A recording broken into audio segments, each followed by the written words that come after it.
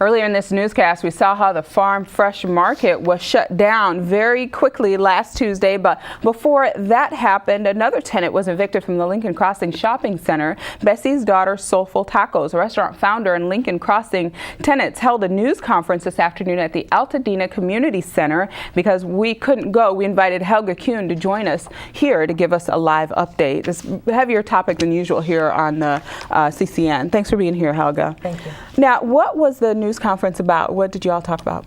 Basically, we had the owner of the grocery store, Par Aria, Bobby Thompson from BJR Postal Copy Center, Kay Flores and Nick Flores of Brio Spa, and for the most part, the news article broke, I believe it was last week, regarding the situation with the Lincoln Crossing project, and basically we wanted to update the writer because they received several complaints about the article stating that it seemed to be biased. Oh. And we had this news conference today so that we could show the personal side, how the community had been affected, as well as how the tenants had been affected. How have you been affected? You were evicted a few months ago. How are you doing? What's going on with you? Well, it's pretty challenging for me right now, day to day. It was very difficult to close Bessie's Daughter Soulful Tacos. I had opened that up in honor of my mother, and honestly, it's like we've just buried her again.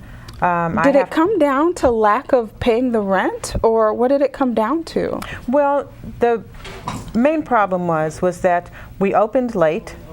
Behind schedule. Once we did open, we had the sewer odor that lasted over a year.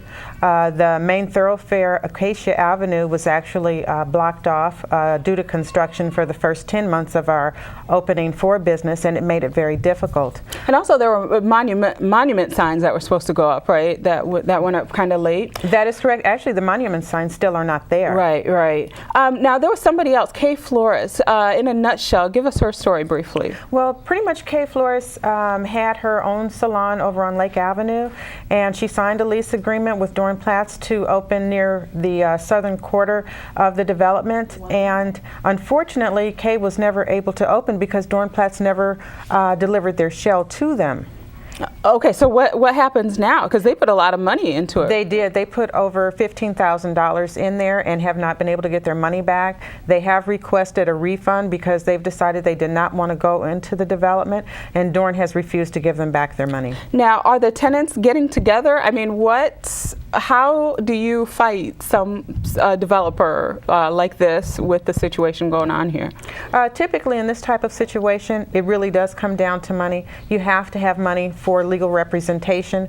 We are working on that. The Altadena community has come out and they have started supporting all of the small businesses in the Lincoln Crossing project. So we're all putting our heads together and we're going to fight back. You mentioned a prayer vigil too, right? Absolutely. We started a prayer vigil, I believe it was last Friday, and we get together for prayer almost every Friday, as often as we possibly can. Sometimes we do it over the telephone, sometimes we'll meet at Panda Express, sometimes we just meet right outside Farm Fresh, because honestly, it's going to take a miracle for us to fight the big guys. Wow. Well, thank you for coming on here and talking with me. I know it was very brief, but I appreciate you updating us. I know the NAACP, I think, may also be involved here. Maybe that's more that we can tell later on. We did try to contact Dornplatz about this story and didn't get our calls returned. But I want to thank you, Helga, once again for going on camera with me.